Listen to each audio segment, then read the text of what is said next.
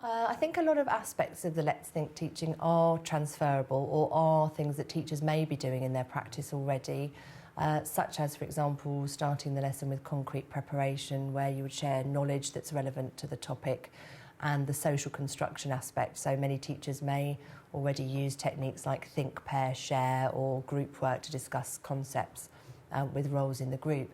So those aspects teachers may be doing already, or it may be transferable usefully. I think the aspects of the lesson that have challenged my teaching practice more are the cognitive conflict aspect and the metacognition towards the end of the lesson, which when you first start teaching Let's Think is always the hard bit to get to because you get so involved in the discussions, the interesting discussions in the lesson.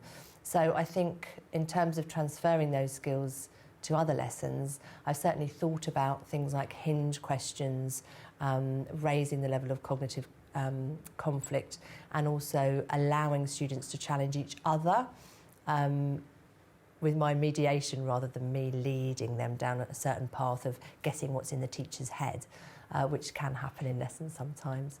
So finally, the metacognition aspect,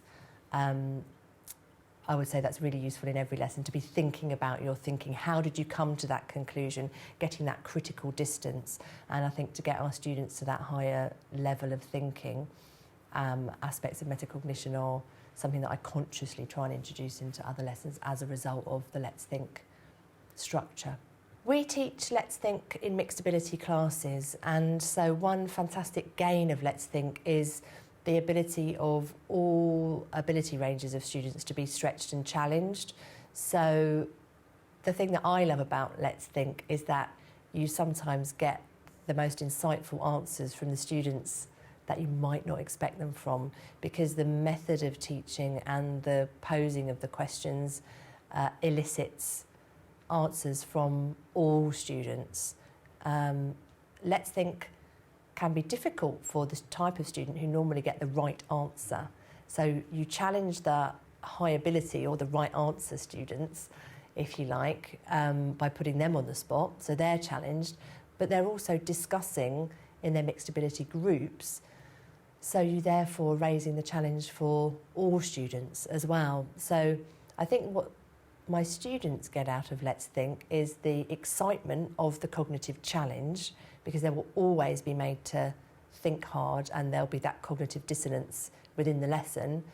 They get the enjoyment of challenging each other's ideas respectfully in the lesson, and they get, often with a Let's Think lesson, you will get that buzz when they leave the classroom. They will still be talking about it, or the next lesson when they come in and they're back to the curriculum-based lessons, the students will come back, oh, remember that lesson we had last time?